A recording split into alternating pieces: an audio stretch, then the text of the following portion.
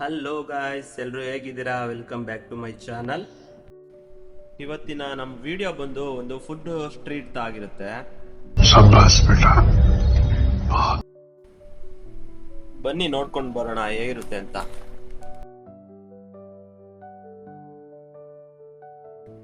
ನೋಡಿ ಗಾಯ್ಸ್, ಇದೇ ಆ ಜಾಗ. ಇದು ಯಾವ್ದಪ್ಪ ಜಾಗ ಅಂದ್ರೆ ರಂಜಾನ್ಗೋಸ್ಕರ ಕ್ರಿಯೇಟ್ ಆಗಿರೋಂಥ ಒಂದು ಫುಡ್ ಸ್ಟ್ರೀಟ್.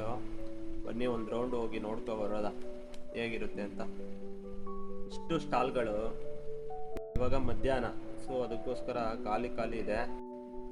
ಸಂಜೆ 5 ಗಂಟೆ ಮೇಲೆ ಯಾವ ತರ ಇರುತ್ತೆ ಅನ್ನೋದನ್ನ ತೋರಿಸ್ತೀನಿ ಬನ್ನಿ. ನೀವು ನೋಡ್ಬೋದು ಗಾಯ್ಸ್, ಇವಾಗಂತೂ ತುಂಬಾ ಜನ ಆಲ್ರೆಡಿ ಬಂದಿದ್ದಾರೆ.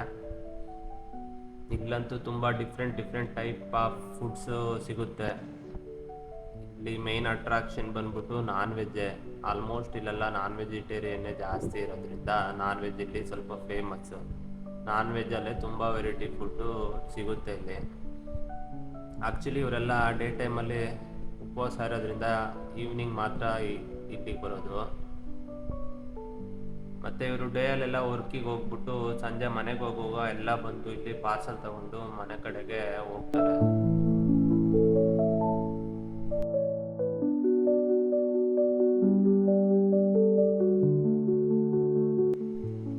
ಇಂಡಿಯಾದಲ್ಲಿ ರಂಜಾನ್ ಯಾವ ಥರ ಸ್ವಲ್ಪ ಜೋರಾಗಿ ಆಚರಿಸ್ತಾರೋ ಅದೇ ರೀತಿ ಮಲೇಷ್ಯಾದಲ್ಲಿ ಹರಿರಾಯ ಅಂತ ಇದನ್ನ ಆಚರಿಸ್ತಾರೆ.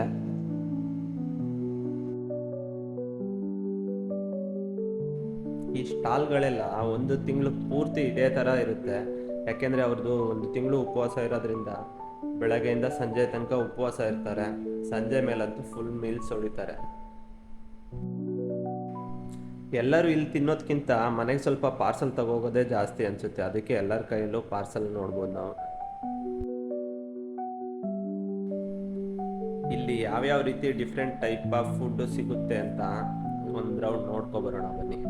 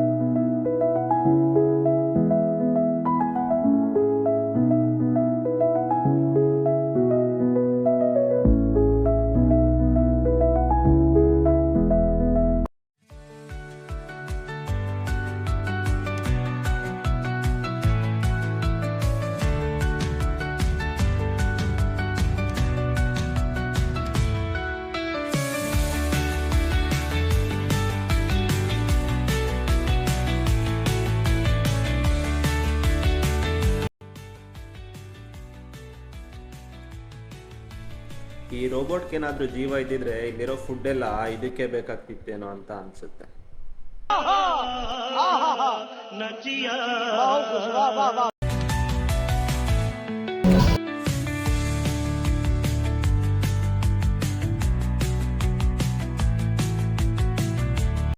ಕೊನೆಯದಾಗಿ ವ್ಯೂ ಈ ಥರ ಕಾಣಿಸ್ತಾ ಇತ್ತು. ಇದನ್ನು ನೋಡಿಕೊಂಡು ಹೊರಡೋಣ ಅಂತ ಹೊರಟು. ಇಲ್ಲೊಂದು ಪುಟ್ಟ ಕ್ಯೂಟ್ ಗರ್ಲು ಡ್ಯಾನ್ಸ್ ಮಾಡ್ತಾ ಇತ್ತು. ಇದನ್ನು ಸ್ವಲ್ಪ ನೋಡಿಕೊಂಡು ನಾವು ಹಾಗೆ ಪಾರ್ಕಿಂಗ್ ಕಡೆಗೆ ಹೋಗೋಣ ಅಂತ ಹೊರಟು. ಪಾರ್ಕಿಂಗ್ ಅಂತೂ ಫುಲ್ ಆಗಿತ್ತು. ಸಿಗ್ತೀನಿ ನೆಕ್ಸ್ಟ್ ವಿಡಿಯೋದಲ್ಲಿ. ಬಾಯ್ ಬಾಯ್. ಸಬ್ಸ್ಕ್ರೈಬ್ ಮಾಡೋದನ್ನ ಮರಿಬೇಡ್ರಪ್ಪ.